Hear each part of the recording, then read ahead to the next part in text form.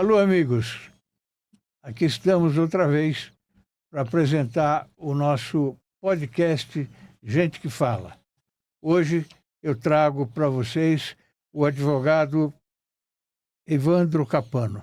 Seja bem-vindo, Capano. Fausto, é um prazer enorme estar com você aqui hoje. Muito obrigado pelo convite. O prazer é nosso. Olha aqui, o Capano é advogado, ele é escritor, palestrante, doutor em Direito e Direito do Estado, mestre em Direito Político e Econômico, professor universitário, relator da 23ª turma do Tribunal de Ética e Disciplina da Seção Paulista da Ordem dos Advogados do Brasil, ex-presidente da Comissão de Segurança Pública e da Comissão de Direito Militar da OAB e foi chefe de gabinete da Secretaria de Estado da Educação de São Paulo. Verdade. Tem mais coisas. Com o governo Cláudio Lembo ainda. Tá ficando Lembo. Lá atrás. Foi lá com o governo Cláudio Lembo. Cláudio Lembo é uma pessoa adorável. Terezoca era assessora do Palácio de Imprensa, lembra dela? Era ela que nos atrapalhava lá o dia inteiro. Gosto dela.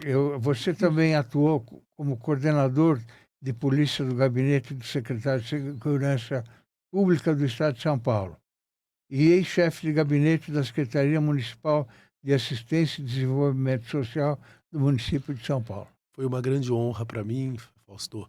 E veja uma coisa incrível, né? Eu consegui chefiar o gabinete da educação, que é trabalhar com inclusão. E depois coordenei a Polícia de São Paulo, que é repressão, né? Então consegui ver dois braços aí do Estado. Os dois lados do balcão. Os dois lados do balcão. É bom isso, é uma experiência... Interessantíssimo. Que ninguém tira mais isso de você. De jeito nenhum. Essas histórias é para conversar com os amigos. Exatamente. Olha quanto vale isso que você acabou de falar. Você nasceu em São Paulo? Sou de Santo André. Bom, mas primeiro preciso registrar a presença da sua esposa. Da senhora, minha Bruna, esposa, também, que professora é advogada, Bruna Lago. e que dá o prazer da companhia aqui, não é?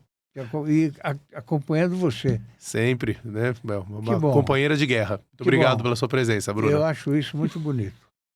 Muito bonito mesmo. Muito obrigado. Você nasceu em São Paulo. O que você pode dizer sobre a criação que você teve dos seus pais? Fausto, eu sou aquela família Zélia Gattai, né? Meus avós são italianos, migraram para o Brasil década de 20, 30, e por aqui ficaram, foram primeiro a São José do Rio Preto, depois foram para Santo André, onde eu nasci, no estado de São Paulo, e eu fui criado naquela família em que a gente não tinha o que para sobreviver, mas nós não éramos ricos, muito pelo contrário. Mas como toda boa família italiana tradicional, o que vale é o fio do bigode. Meu pai era uma pessoa, está vivo até hoje, né, o seu Antônio, uma pessoa austera, o que combina, cumpre. Um abraço ao seu Antônio. Seu Antônio, né, o que fala não precisa discutir.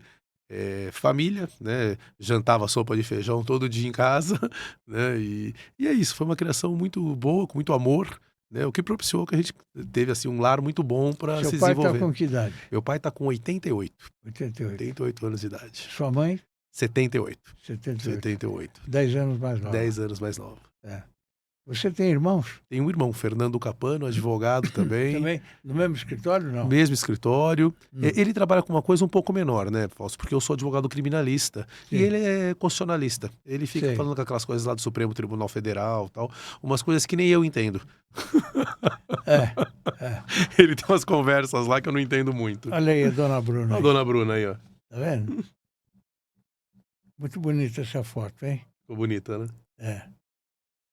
Essa foto nós estávamos lá nós estávamos em Águas de São Pedro, lá no Grande Hotel.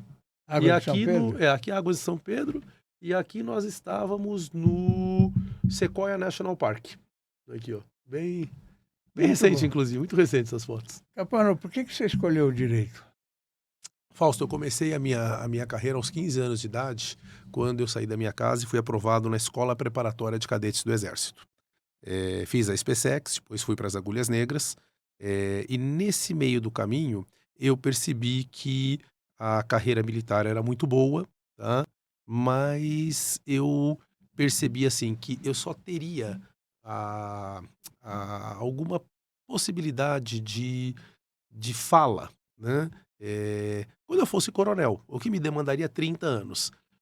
Eu só fiz uma abertura da carreira. Eu falei, olha, a carreira militar ela é muito boa, muito interessante, mas talvez se eu, em vez de esperar 30 anos, em 5, eu posso ser delegado, posso ser juiz, posso ser promotor, posso ser advogado. Ou seja, eu fiz uma abertura no leque da minha Sim, carreira. Justamente como eu te disse, eu não venho de uma família abastada. Muito sim, pelo contrário. Venho de uma família com muito amor, princípios morais corretos, mas tive que brigar. sim. Então abri a carreira. Fiz a faculdade de Direito, confesso para você que entrei à faculdade, como eu vim da carreira Você militar. fez onde a faculdade? Fiz a faculdade de Direito em São Bernardo do Campo, Sim, né? São Bernardo do Campo, e junto fazia Filosofia e Letras na USP, né? sim, Fazia as duas carreiras. sim. Num determinado momento não consegui fechar as duas, porque aí tive que fazer opção. Mas na faculdade, quando eu entrei, como ele dizia, eu queria, como eu vinha de carreira, né, da Academia Militar, eu falei, bom, ou eu persegui a carreira de juiz. Mas no meio do caminho eu já comecei a me apaixonar pela advocacia. Porque a advocacia, Fausto, se você conhece bem, né, é um homem, eu ligo o teu nome com democracia. E a democracia o que que é? Imprensa livre e estrito Claro, da lei, claro. né? Tanto que, né, em momentos apertados da vida nacional, foi a imprensa, né, e homens livres e que podem falar que É, resolveram isso, né? E aí eu como fui me apaixonando pela advocacia, especialmente porque essa carreira é uma carreira de liberdade, né? Você vê, eu mesmo, como você falou, acabei indo para o governo, voltei do governo, mas eu estava emprestado lá. Minha carreira é a advocacia. E desde o começo, portanto, eu tive essa percepção que a autoridade, a gente tem respeito pela autoridade, o juiz é autoridade, o promotor é autoridade, o delegado é autoridade, mas no mais das vezes a estratégia tá com a advocacia, né? E eu gosto de ser estrategista, eu gosto de jogar xadrez, e em Fausto. 99 você criou, junto com seu irmão, não é? Isso, A Capano Passafaro Advogados Associados. isso mesmo. É Nossa, Passafaro Passa mesmo? Faro é um dos sócios da empresa. Nós somos em 6 sócios, na Como foi esse verdade. processo? Ah, Quando eu saí da faculdade, eu fui trabalhar já na Associação dos Cabos e Soldados, com então o Cabo Wilson. Lembra do Cabo Wilson? Que foi Lembro, claro, deputado. sim. Eu cheguei a ser chefe de gabinete do Wilson lá na Assembleia Legislativa. E com isso, na época, o Bandeira de Melo estava indo, que era o escritório que fazia a assessoria da Associação dos Cabos e Soldados, que é o sindicato, né, Fausto? Só não chama sindicato porque não podem ser sindicalizados. É, Eles estavam fazendo já um voo maior com as Forças Armadas. E aí eu percebi que, como ficou apertado para ele, teve que fazer uma transferência. Como me parece, eu não era o mais brilhante, mas eu falo isso muito para os meus alunos no Mackenzie, que não basta ser só brilhante, você tem que ser trabalhador e confiável. Isso é uma coisa que eu trouxe da minha casa do meu pai. Eles Ético, acabaram né? ético. Eles acabaram deixando que eu assumisse essa carteira que para eles passou a não interessar, mas que para mim foi o maná dos deuses, porque eu não teria, errou lá, errou cá, não interessa quem errou, vamos consertar se é que houve erro. E, e aí veio para mim. E aí nós constituímos esta banca, já está indo para 30 anos, e hoje a gente advoga não só para a Polícia Militar, e eu dizer que uns 50% advogamos ainda para a Associação de Magistrados, para a Associação dos Delegados da Polícia Civil de São Paulo, para os rodoviários federais base São Paulo, os delegados federais base São Paulo, ou seja, nessa linha de corporativo, institucional, sindical, a banca cresceu. E isso hoje é uns 50%, Fausto, porque é óbvio que depois isso acaba Sim. reverberando na advocacia criminal, que é o core do E escritório, esses 30 né? anos que você falou aí, quais foram os momentos mais desafiadores para você? Ai, Fausto, a carreira da advocacia ela é boa porque cada dia tem um desafio novo, né? O começo da advocacia ela é muito difícil, né, Fausto? Porque a advocacia não basta só você conhecer do direito, isso é o óbvio, é o mínimo, Tem né? que ter o cliente, Você né? tem que ter o cliente, e É, isso demanda você ter toda uma postura empresarial, é. né? É, você, se me permite chamá-lo de você, Fausto, É você mesmo. é, nós vivemos nós somos pessoas privilegiadas, né? Porque nós começamos, quando eu comecei a advogar, você quando era um homem lá saindo da tua faculdade, nós não tínhamos computador, nós não tínhamos Não. celulares. É, E nós vimos toda essa é, transição, é. né? Acho que o maior desafio que teve para mim, Fausto, foi se acomodar no que nós estamos fazendo hoje aqui, ó, na sociedade de informação, né? Sim. Eu saí muito bem formado da faculdade, Mas era um homem que, assim, eu trabalhava na máquina de escrever. E sair da máquina de escrever pro IA hoje, esse foi o grande Você desafio. faz júri? Faço muito júri. Olha, Fiz muito júri, não é mais o core do escritório, né. eu É que não é o core, o escritório é um advogado, nós somos advogados criminalistas. Mas hoje você vê o mercado está tão denso, Fausto, que hoje a gente tem eu tenho feito, eu no começo da carreira fiz muito júri, especialmente pela Polícia Militar. Mas hoje eu tenho trabalhado mais na esfera, penal econômico, penal tributário, né, do que o próprio tribunal do júri. O eu tribunal gosto do muito júri de assistir Júri é júri. maravilhoso. Júri é uma É, dialética. é, Júri não é circo, não, como dizem. é, Júri é técnica, é, né? Tem uma é, técnica, tem a técnica das três é. verdades. É bem interessante. O A júri, inteligência, inteligência, de presença quem de está espírito, falando. né? É. Espírito. Fiz muito, devo Olha, ter ele falou, feito "Ah, ali tem eu tenho uma brecha ali e tal, né? Você leciona no Mackenzie há mais de 20 anos. 25 já. 25 esse 25 ano. anos. 25 esse O ano. que você percebeu que mais mudou no ensino do direito durante esse tempo? Fausto, eu e você éramos homens ainda atrelados no discurso do método, né? Nós éramos mais apegados à doutrina. Então, por exemplo, para nós era importante falar, olha, isso aqui é um copo. E nós definíamos o copo. Ó, o copo é um vaso em que é possível. A gente tinha uma definição para um determinado instituto. Então, a nossa cabeça antiga, nós dávamos o nome a cada coisa, fazíamos um estudo de que esta coisa dá tal raciocínio, ou tem que dar, né, que é o ser e dever ser, né? A ciência do direito é uma ciência que deve se comportar de tal maneira. Então, isso deve acontecer assim, se não acontecer assim, acontecerá assado. Hoje eu percebo que a nova geração não se preocupa mais com doutrina. Então, não é comum, aliás, não é incomum eu pegar para mim e falar assim, o que, que é isso aqui? E ele fala assim, não sei. Eu falei, isso aqui é um copo. Ah, pode ser um copo, pode ser um vaso. Eu falo, não, vaso não é, isso é um copo. Mas para ele pouco importa. E se você falar para ele que isso aqui não é um copo, e ele falar que isso aqui é um vaso, ele ainda vai virar para você. Pior quando eu faço assim, eu falo assim, isso aqui é um copo. Ele fala, não, isso aqui é um telefone. Eu falei, não, irmão, isso aqui é um copo. E ele vai te pegar uma jurisprudência Sim, dizendo o seguinte, ó, tá aqui o fulano dizendo que isso aqui é um celular. Fala, sim. tá ótimo, tal, né? Então hoje eles trabalham com assim, olha, a maioria dos juízes, que é a brincadeira que eu fiz com o Sim. meu irmão, entendem nesse sentido, a tal da jurisprudência, que esse negócio de jurisprudência no Brasil é uma coisa complicada, né? Se nós tivéssemos um sistema anglo-saxão que trabalha por precedentes, aí tudo bem. Mas no Brasil a gente não tem precedentes. Então, é, hoje nós temos essa dificuldade no nosso sistema jurídico. Essa meninada nova, eles estão tendo uma dificuldade muito grande nesse sentido. E aí eles ficam, né, falando, porque a jurisprudência dominante é essa. Porque eles não têm mais o arrimo doutrinário e eles ficam vacilando ali no sentido de Balsin, na jurisprudência. Mas aí ele aponta, às vezes diz isso. Eu falo, mas o ministro outro disse diferente.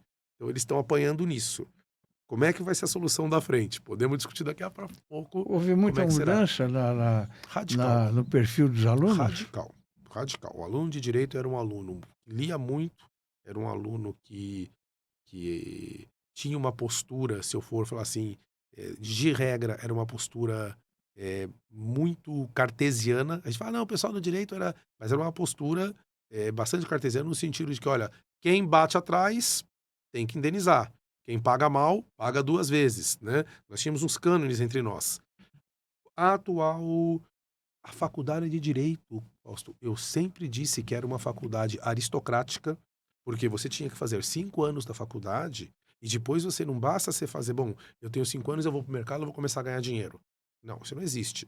A regra, a não ser que você viesse de uma família que já tinha uma banca É, extremamente consolidada, é, tal caso contrário, você vai é, purgar o que aconteceu comigo. é. Você vai purgar mais uns 15 anos para você poder falar, não, agora eu estou Porque aí os ganhando clientes dinheiro. vêm por Vem indicação, por né? indicação, É, né? A gente não pode ver tanta é, propaganda, é. né? Então você tem uma- um tempo de maturação, ou seja, não basta 5 anos. Você tem depois todo um sistema de investimento que você tem que ter como bancar isso. Normalmente, uma família abastada que vai te bancar isso, por isso que eu brincava que era aristocrático.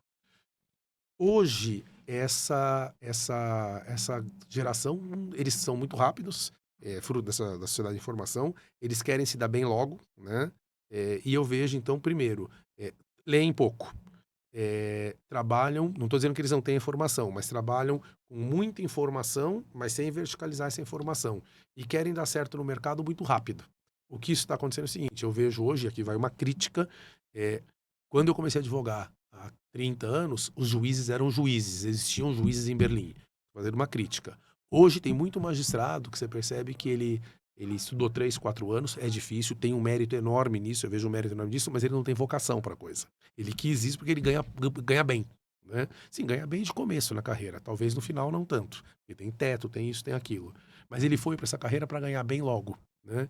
E aí você percebe, às vezes, quando você vai despachar com o magistrado, você percebe que ele não quer estar ali, ele está ali amarrado. Diferente da magistratura antiga de São Paulo, né, que tinha prazer em receber o advogado, tinha prazer em ouvir o que estava acontecendo, porque eu não estou lá indo contar fofoca. Eu tô indo Ele lá está olhar ali o problema, amarrado, que cabeça ele tem para que é julgar? para julgar, né? Então eu tenho feito essa detecção, né? E vai aqui uma crítica construtiva, e talvez fruto dessa mudança no perfil do acadêmico de direito, né? Ele não busca mais, na minha percepção, 25 anos formando no Mackenzie, então que forma bem. Ele não busca mais, não vou dirimir a lide, vou fazer justiça. Não, eu quero ganhar bem. Quais são as suas maiores referências acadêmicas na área do direito? Fausto, eu tive um beneplácito divino na minha vida. Eu, já com 20 anos, eu conheci a professora Mônica Hermann e o professor Cláudio Lembro, né? Cláudio Lemos. Você conhece o professor Cláudio Lembro? Sim, Era de uma cultura, sim, assim, avassaladora, sim, né? E eu tive a honra e o prazer de trabalhar perto deles, academicamente. sim. Então, praticamente tudo que eu conheço, eu aprendi com Mônica Hermann e Cláudio Lembro. É, Depois disso, ela me deu a oportunidade, a professora Mônica era presidente da CPG da Universidade de São Paulo, da pós-graduação da USP, e me mandou para uma pós-graduação em Salamanca, na Espanha. Aí conheci lá a professora Pilar Jimenez, falecida já, mas também outra mulher, uma leoa, uma gigante de cultura. Ou seja, eu tive muita gente boa com quem eu trabalhei, né? Sem contar que eu queria fazer também um encômio. Lá no comecinho da carreira eu trabalhei no escritório do Bandeira de Melo, o Iberê Bandeira. Eu tenho muito respeito por eles, porque Você na foi época aumentando cada vez mais o seu foi relacionamento, não é? aumentando o relacionamento, isso O não que é tem muito como. bom para a sua profissão. Eu trabalhei com muita gente boa, né? Eu li muito, mas eu aprendi olhando também. Eu tive o privilégio de trabalhar com gente boa, Fausto. Muito bom, É, isso foi é muito bom, super importante. né? Direito público, quais são os desafios jurídicos mais recorrentes enfrentados por agentes públicos? Olha, eu vou dizer, Fausto, eu sou criminalista, né? Então, Sim, o criminalista está sempre do lado de lá do balcão, né? O Estado é sempre um inimigo para nós, né? Personificado no promotor. Mas eu vejo que hoje no Brasil não é fácil ser funcionário público, né? O crime, especialmente o crime organizado, estamos no Congresso aí com a PEC do DERIT, né? Fazendo toda essa discussão. Não tenho opinião formada ainda se é bom ou ruim. É corajosa a PEC. Mas não é fácil trabalhar como funcionário no Brasil, né? Funcionário público, especialmente na área de segurança. É um desafio diário para eles, é um desafio diário. O que não pode acontecer, o que está acontecendo, é que em nome também de vamos prender o rato, o gato pode tudo, né? Isso, cuidado, né? Que a gente vulnera tudo que nós construímos nós demoramos muito tempo para construir, né? Garantias nós estamos vivendo um individuais. momento muito complicado, Nós né? estamos vivendo um momento complicado. Então, assim, um momento em que a atrofia da garantia é um momento punitivista, o Leviatã está de novo ficando um monstro muito grande, precisa voltar numa média necessária. Você é criminalista, né? Criminalista, O 30 que anos. você diz dessa violência que está assolando São Paulo, Rio de Janeiro, Bahia e acho que o Brasil inteiro? Nós temos, Fausto, isso eu vou te falar uma coisa. Dentro dessa minha perspectiva, a gente vem aqui no podcast para falar, eu odeio a primeira pessoa, mas a gente fala das nossas experiências e pelas nossas perspectivas. Eu sou um homem que tive muita sorte. Eu já morei em Los Angeles, eu já morei em Nova York, eu já morei em Miami, eu já morei um pouquinho em Madrid, né? Madrid não, Salamanca, mas né, frequentei bem Madrid.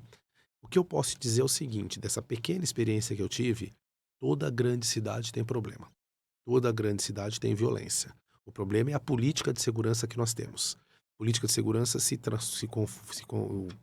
traduz em, presença física da polícia, porque ela te dá sensação de segurança, e depois ela te dá a sensação, né, a sensação de segurança, e depois ela trabalha a diminuição da espiral de violência, né? É, e uma coisa que eu vi, por isso que eu fiz questão de comparar com outros lugares. Nesses grandes centros que eu te falei, Los Angeles, Nova York e tal, tem um perímetro em que eles fecham e eles garantem segurança naquele perímetro. E hoje eu fico muito à vontade, né? Porque eu era coordenador da Polícia de São Paulo, eu não podia falar isso pra você. Mas hoje eu vou dizer pra você. ah, Aqui, né?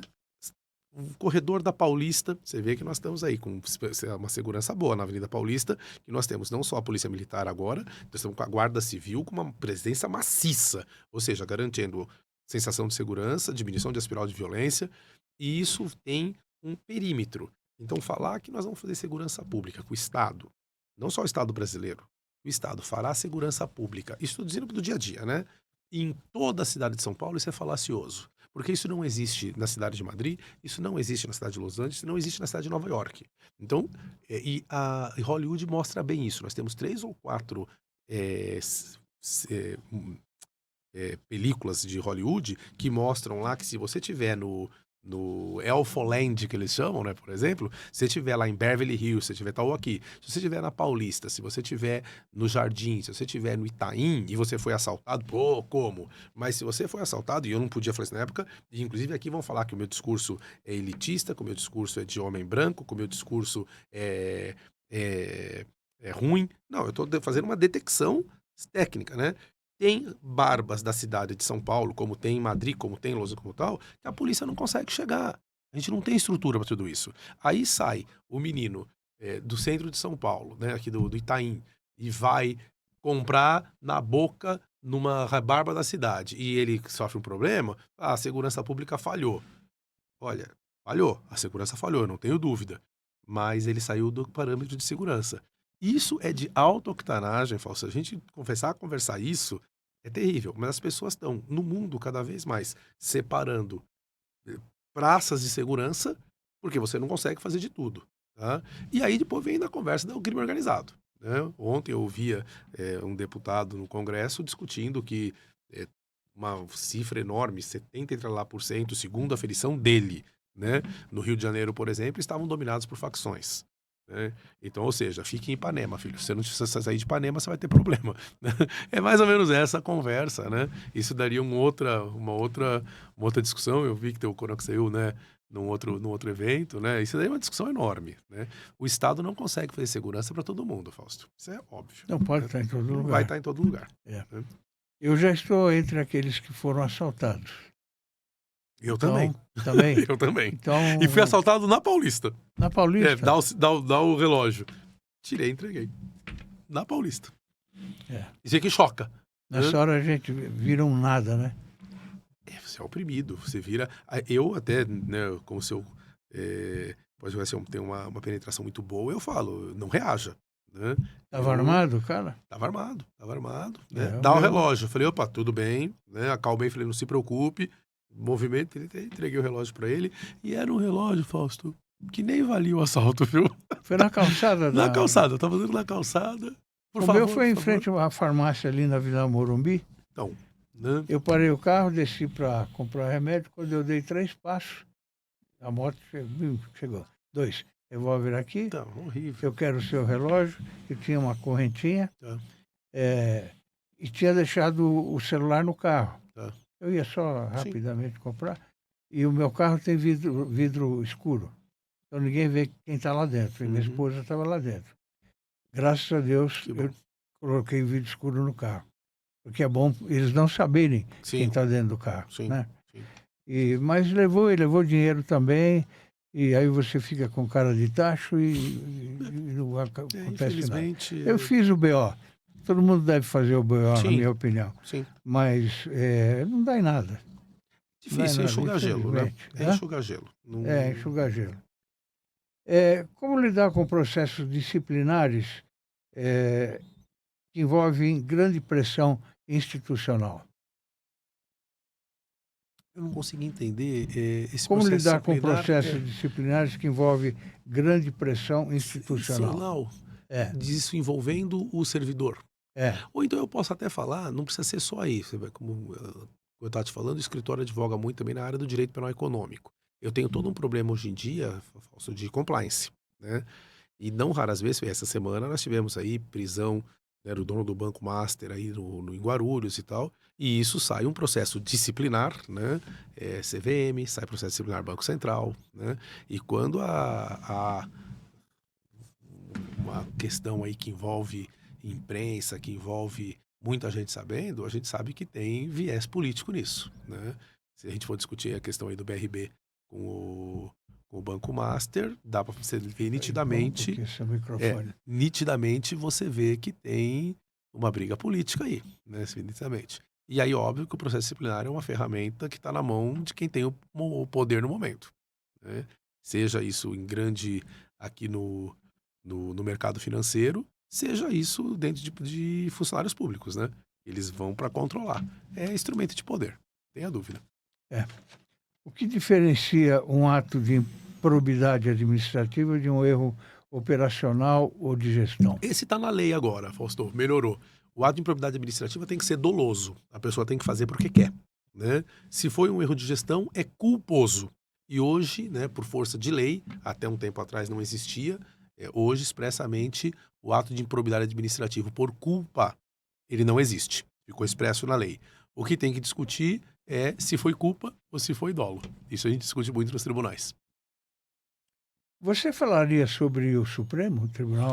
Melhor meu irmão para falar isso, É, Fernando Capano. é, Hã? Fernando. Fernando, meu irmão é muito melhor. Eu vou te dar uma visão não técnica. Por exemplo, Capano, você é advogado há 30 anos. Sim, mas eu vou te dar eu poderia falar do Supremo Tribunal, eh, A gente vê hoje um enquanto Supremo advogado. politizado, né? Totalmente, mas o Supremo sempre foi politizado, né?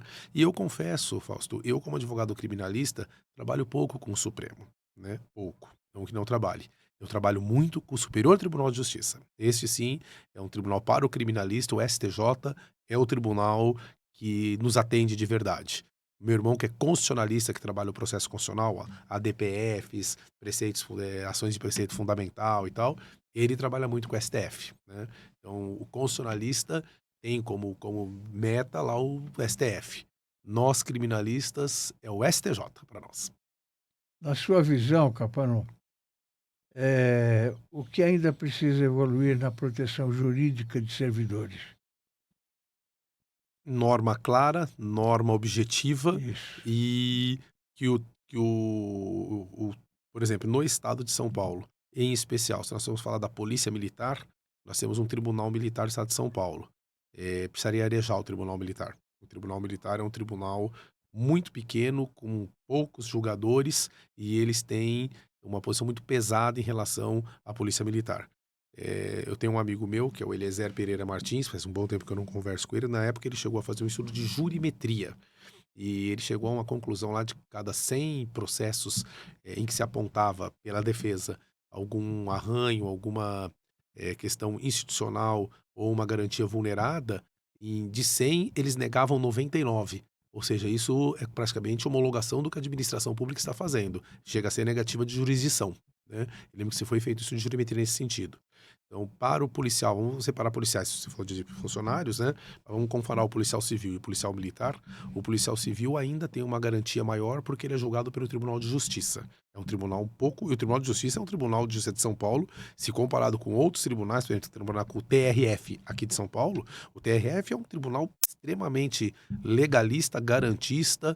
O Tribunal de Justiça de São Paulo, já se comparado com o TRF, é um tribunal mais pesado, né? Então, por exemplo, os funcionários públicos civis do estado de São Paulo estão afetos a esse tribunal, e os policiais militares estão disciplinarmente afetos ao tribunal militar, que vai uma crítica aqui construtiva, precisa arejar o tribunal lá. Então, muito pesado. A mão está muito dura lá. Na sua opinião, por que se fala tanto que a polícia prende e o judiciário solta? Porque a percepção comum é essa, mas ela não é verdadeira, né? Para quem fala que a polícia prende e o judiciário solta, eu quero lembrar que nós temos o estado de São Paulo é a maior população carcerária do Brasil e a terceira maior população carcerária do mundo. Então, prende muito, né? Agora, existem garantias individuais, né? Você conhece tanto quanto eu. Ninguém pode ser preso antes de sentença penal condenatória transitada em julgado. Ninguém pode ficar preso para antecipar a pena, né? A prisão preventiva tem que ser uma prisão que tem que ter contemporaneidade, tem que ser para garantir e prevenir alguma coisa e não para punir antecipado, né? Então, eu matei, tem problema, né? Mas eu preciso ficar preso? Aí a gente vai ver, bom, se eu soltar, vai matar de novo, então prende, preventivo. Se eu soltar, ele foge?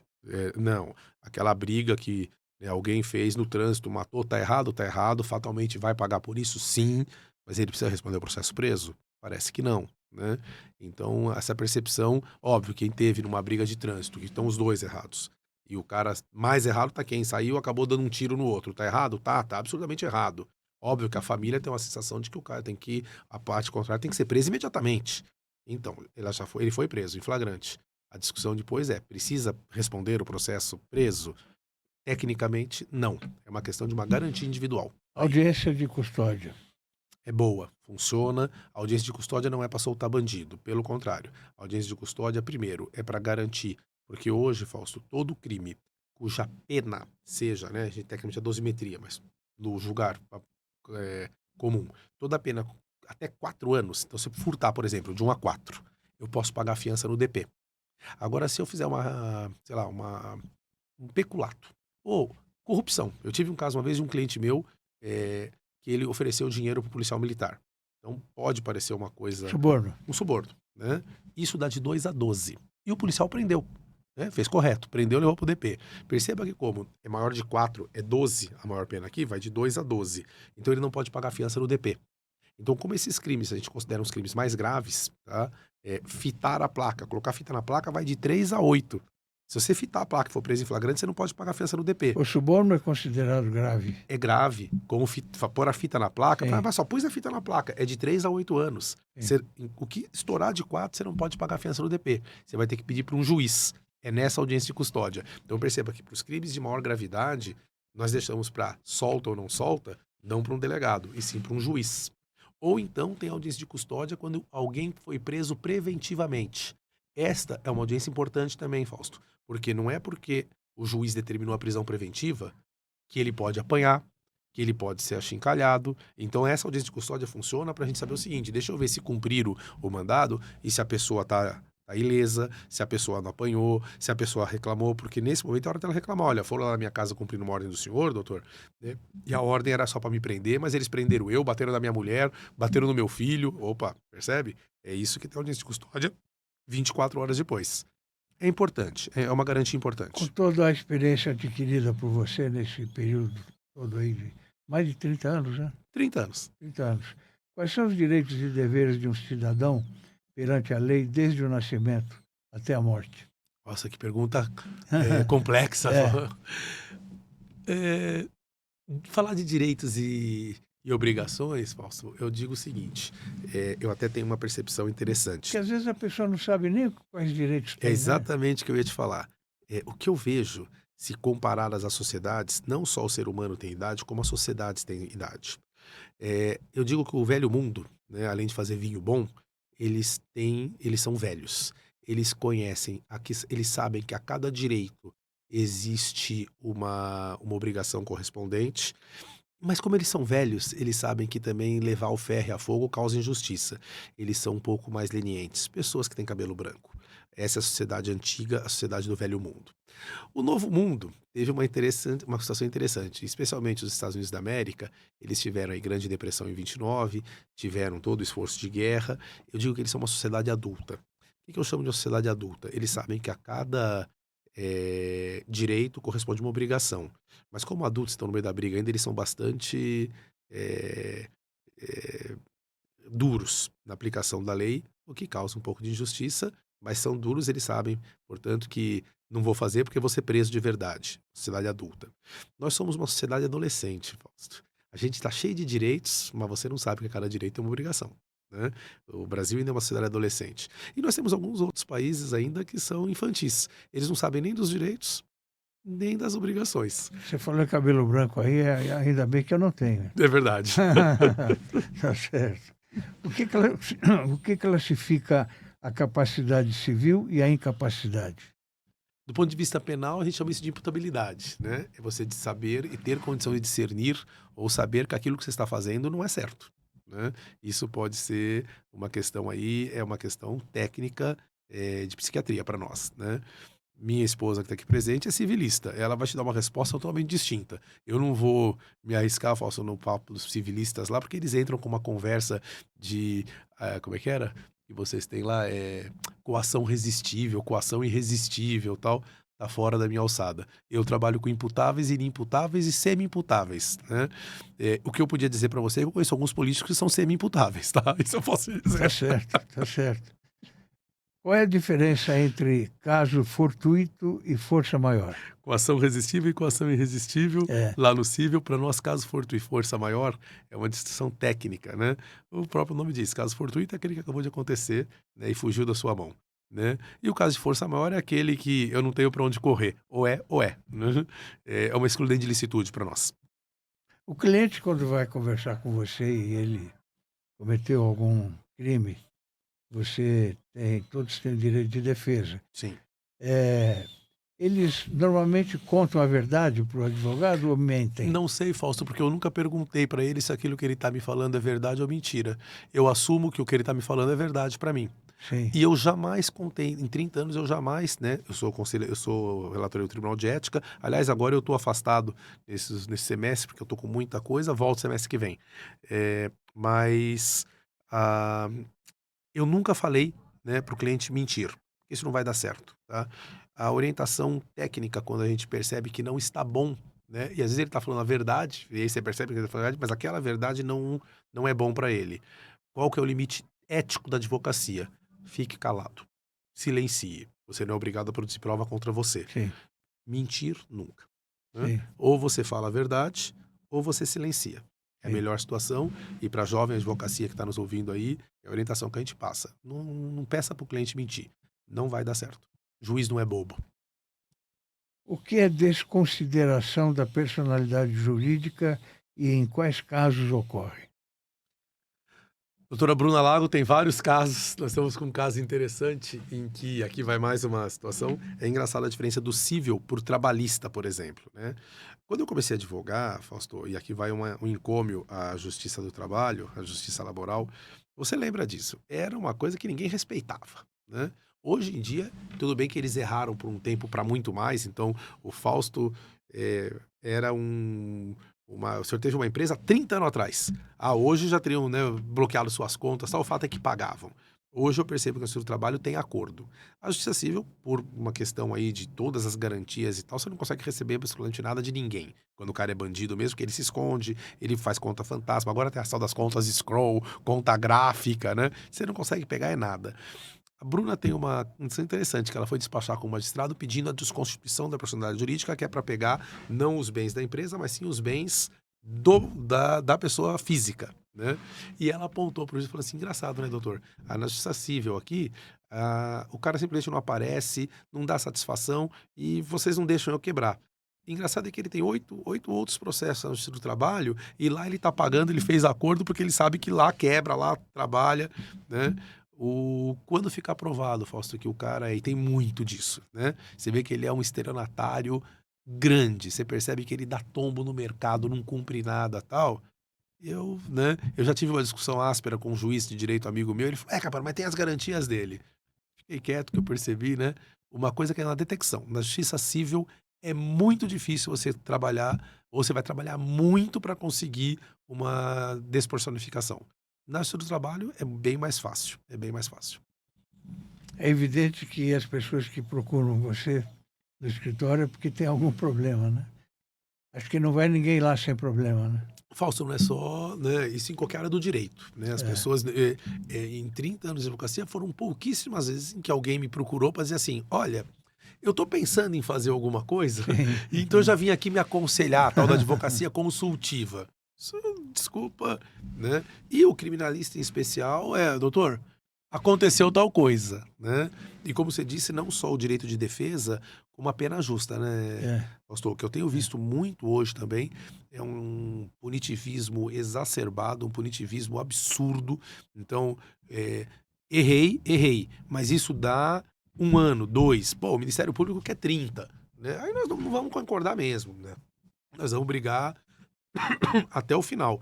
Aliás, outro dia eu estava conversando com os meus alunos e eu falava, olha, eu não tenho essa métrica, Fausto, mas eu tranquilamente, pelo menos metade tranquilamente das minhas sustentações no Tribunal de Justiça, né? Eu fiz um júri há coisa de uns 3 meses atrás, é, e eu lembro que era uma questão do meu cliente tinha fechado um motoboy, o motoboy xingou, acabaram brigando lá e tudo bem. Só que de o motoboy, trânsito, de briga trânsito, de briga de trânsito. trânsito. E o motoboy acabou caindo e perdeu um pedaço da perna. Trágico, trágico, ninguém quer isso, por óbvio. Mas a discussão que tinha ali é o seguinte: o Ministério Público queria homicídio duplamente qualificado, não sei o que lá, e já dá 30 anos. E eu falava pro jurado, eu falava assim, né? Mas jurado, desculpa, com todo o respeito, o promotor tá demais. Não tô dizendo que o meu cliente tá certo, meu cliente errou. Então eu tô pra dizer assim, metade das minhas defesas, Fausto, não raras vezes eu acabo dizendo que o meu cliente errou. Mas eu falo, meu cliente errou, mas não é 30 anos, nós estamos falando de 1 ano, 2, né? Eu acho que tem que ser punido, mas com justiça. E não essa maluquice que é o promotor, né? E aí os debates vão saindo, né? E Motoqueiro marginal, não.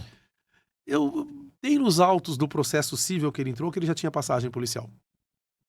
Talvez tivesse antes tentado alguma coisa contra o motorista Não, não do carro, tentou. não. Ele não tentou roubar, não. Não. Ele xingou. Foi uma briga mesmo, Xingou né? e ele foi Xingou atrás. e o meu cliente foi atrás. Não se Errou. deve mais fazer Não se isso. deve fazer isso. Errou, Não. mas também não merece Eu 30 já, anos, né, por já isso. tive o período que eu fazia isso. Eu Não, também não faço não, mais. Aliás, eu uma tenho burrice. juventude, Fausto. A gente tá É, ficando velho, é bom. é. Antigamente, né, realmente as E pessoas me você não fechavam e sabe quem tal. vai descer do carro, se Eu está armado, não gritava, eu está falava, armado. hoje o cara pode me fechar, pode fazer o que eu Eu, fico na minha. eu também. Quando eu brigo comigo mesmo dentro do carro, né? Eu falo, pô, caramba, mas é eu dentro do carro comigo, né? Com o vidro fechado. E se a sua Porque esposa estiver no carro, briga com ela. não, aí eu não faço nada, porque aí quem briga com é ela que briga comigo, Tá né? certo, tá É ela que certo. briga comigo. Como é que você avalia o sistema prisional brasileiro, Capano? Péssimo, horrível, né? É, eu O que você faria se fosse comandante lá, dessa Bom, área? primeiro, eu te falo que eu nunca fui preso, mas a gente visita alguns presos, né? E você vê que, assim, o sistema prisional brasileiro não reeduca ninguém, né, Fausto? É óbvio, tô falando uma obviedade É um aqui, né? amontoado de Um pessoas, né? amontoado de pessoas, né? Isso porque eu ainda trabalho com o presídio militar Romão Gomes, que é um presídio um pouco melhor, que recolhe policiais militares, e trabalho com... Agora tá fechando, né? Mas trabalho com muita gente no Tremembé, né? Tremembé é o presídio das estrelas, né? Mas o próprio presídio das Mas tem os estrelas... chefões lá dentro, né?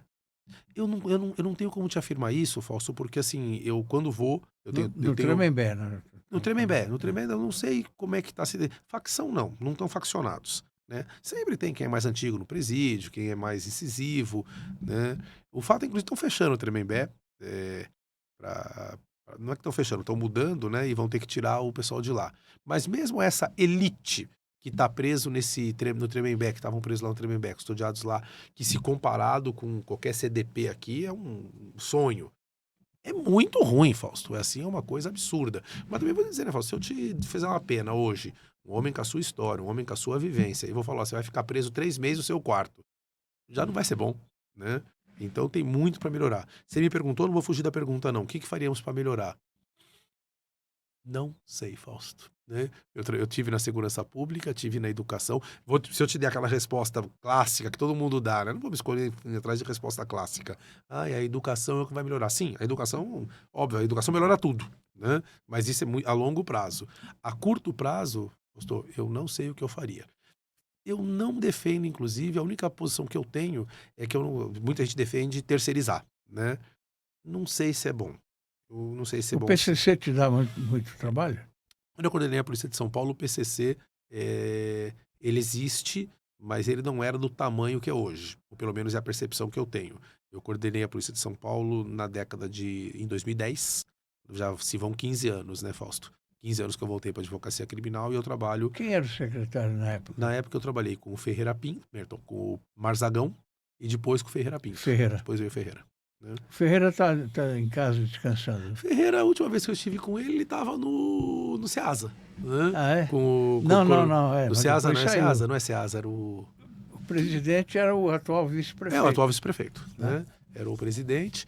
Foi a última vez que eu conversei com o Ferreira Pinto. Um homem sério. Um homem Eu sério. sei, eu Um homem conheço sério. Conheço e gosto muito dele. Um homem sério. Um homem sério e corintiano, né? Então, É. muito bom. Igual o Ferreira. Ele Aí é já muito não bom. bate comigo. É, corintiano. Eu sei que o senhor é um São Paulino de escola, né? Mas para trabalhar com segurança pública, Paulo, não dá para ser São Paulino. Tem que ser corintiano, pô. Para trabalhar com E polícia... nem palmeirense. Né? O Ferreira? Não, o Ferreira é corintiano. Não, eu sei, mas não pode ser nem palmeirense. Nem palmeirense. Tem que ser Corinthians. Tem que ser, não tem jeito. Você... Maioridade penal, Capuano, qual é a sua opinião?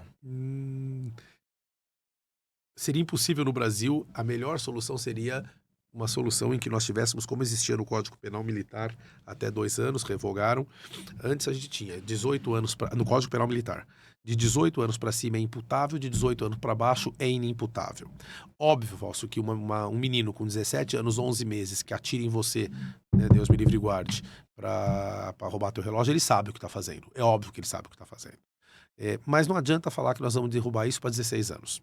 Porque aí o de 14 vai ter um problema, o de 15 vai ter um problema. Talvez uma solução interessante, mas ela existe na Europa, a gente faria laudo, né?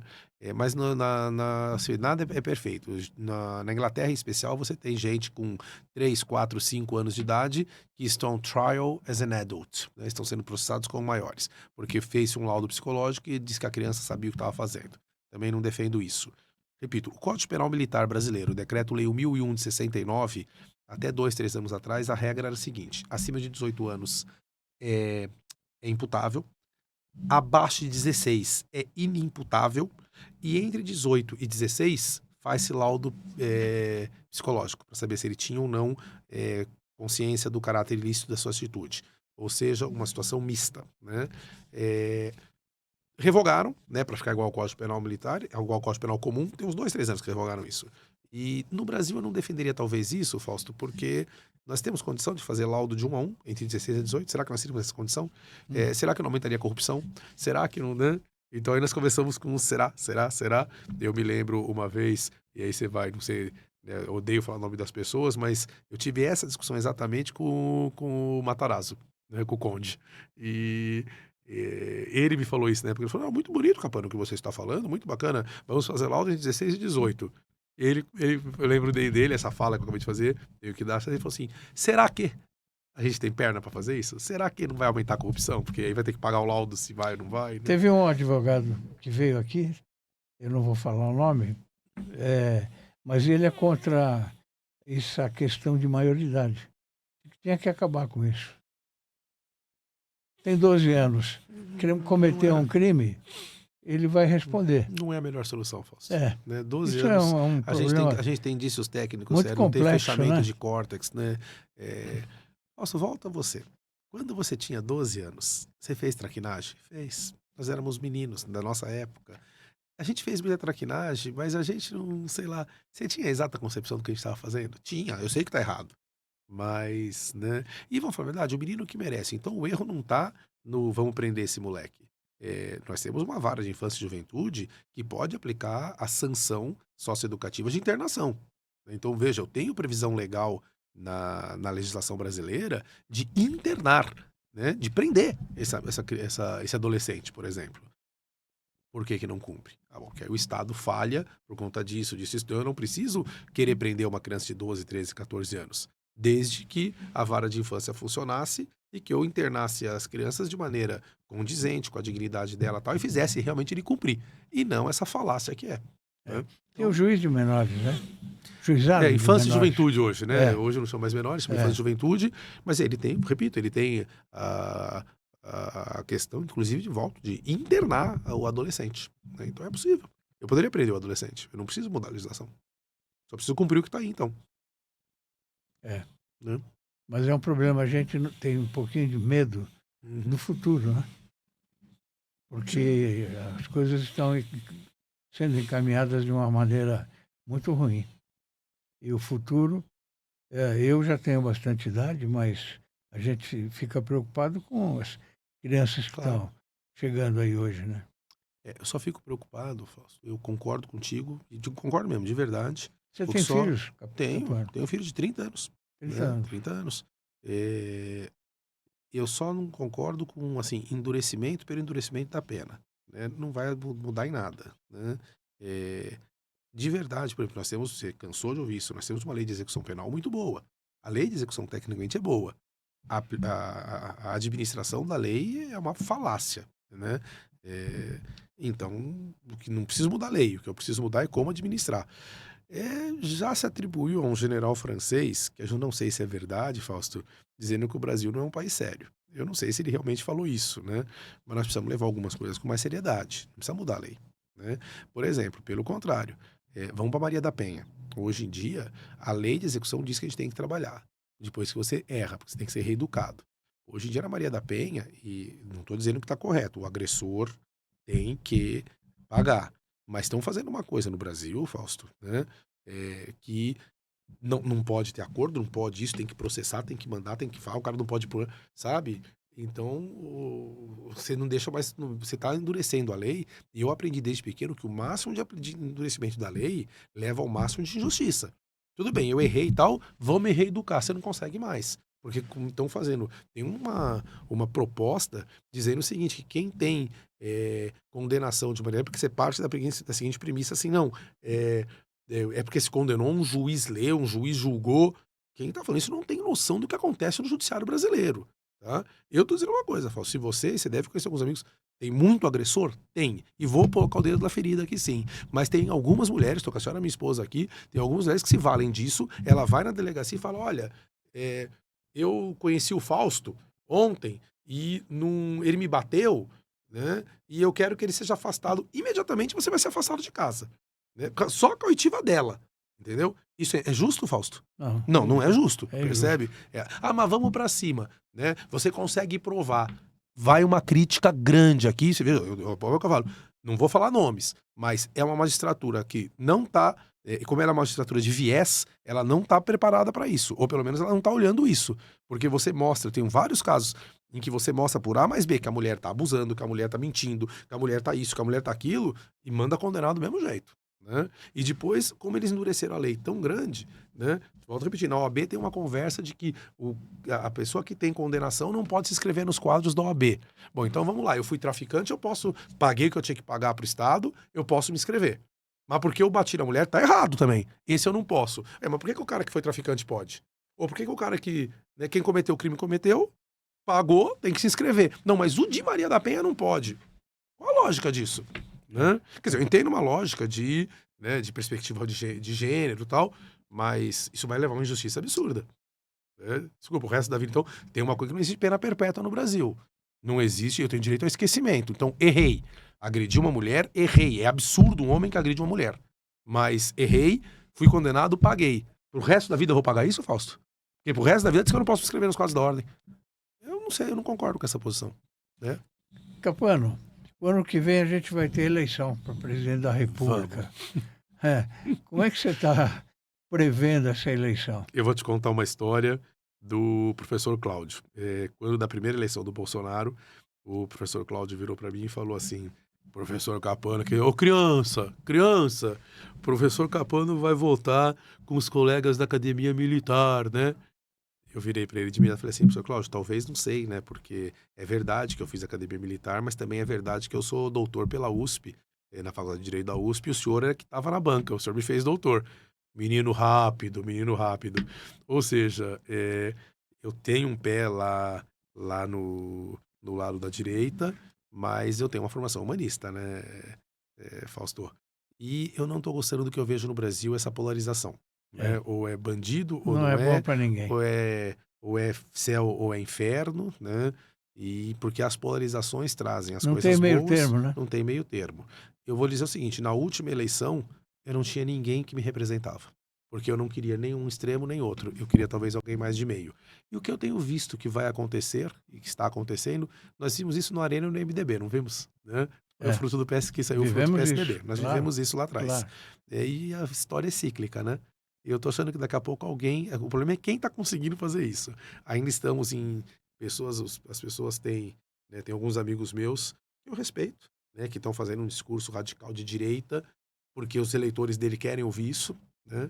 Tenho alguns conhecidos meus que aí já de longa data estão na extrema esquerda porque tem essa militância, são militantes mesmo. Mas eu, por exemplo, você perguntou, o Evandro Capano, eu não quero nem a extrema direita nem a extrema esquerda. Eu acho que a virtude tem que ser mais ao meio aqui. Quem conseguir fazer um discurso desse vai estar muito bem posicionado para as próximas eleições. Esteve aqui o ex-deputado federal Roberto Freire. Conheço. Ele escreveu um artigo para o portal que a gente tem. Eu vou mostrar para você daqui a pouco. Uhum. Olha, é esse aqui. É um portal só de artigos de personalidades Eu conheço. Uhum. Você conhece. E pode, por favor, escreva. Poxa, Fique à vontade. será uma grande honra, mas Mas um Roberto, redobrado prazer. O Roberto Freire fez um artigo citando o governador do Rio Grande do Sul, o Sim. Leite, Uhum. como candidato a presidente, numa frente ampla. E o Roberto Freire ele foi presidente do PCB. Sim. Então, ele acha que deve se esquecer tudo isso que passou e olhar daqui para frente. Então, pegar um dos governadores bons aí e lançá-lo candidato a presidente, para ver o que acontece, né? Fácil falar, difícil fazer. É claro. Né? Hoje, nós vamos falar a verdade, né, Fausto? Eu tenho o presidente Lula e eu tenho o vice-presidente Alckmin. Né? Talvez dentro dessa sua perspectiva, a maior lição que nós tivemos foi essa composição. Né? Por que foi essa composição? Refoja que é o nosso momento. Claro. Mas se você me perguntasse há 10 anos, há 15, o Alckmin seria vice do Lula, eu ia falar assim, Fausto, tá brincando, você tá brincando comigo. Para com isso. E acabou acontecendo. Política é política, Fausto. Política não aceita, não. Querido amigo, o nosso papo foi muito bacana. Foi muito bom. Infelizmente chegamos ao final do programa. Gostaria que você se despedisse dos nossos espectadores aí. É um prazer, Fausto. Estou à disposição dos nossos espectadores. Estou sempre à disposição para a nossa conversa, mas em especial te agradecer. Né? Muito obrigado. Você não sabe a honra que você me faz ter recebido esse convite para vir falar contigo, que é uma pessoa que eu respeito sem qualquer idiosincrasia demais. A sua história na imprensa é, assim, uma história de luta pela democracia. Muito obrigado de poder ouvir esse menino com um grande homem como você. Obrigado. Eu agradeço o que você fala e digo que o programa está à sua disposição, obrigado. Assim como o portal. Tá bem? E eu estou à disposição de vocês sempre. Muito obrigado. Tá bom? Aos nossos amigos espectadores, também fica aqui o meu muito obrigado e até a próxima edição do podcast Gente que Fala. Fiquem com Deus.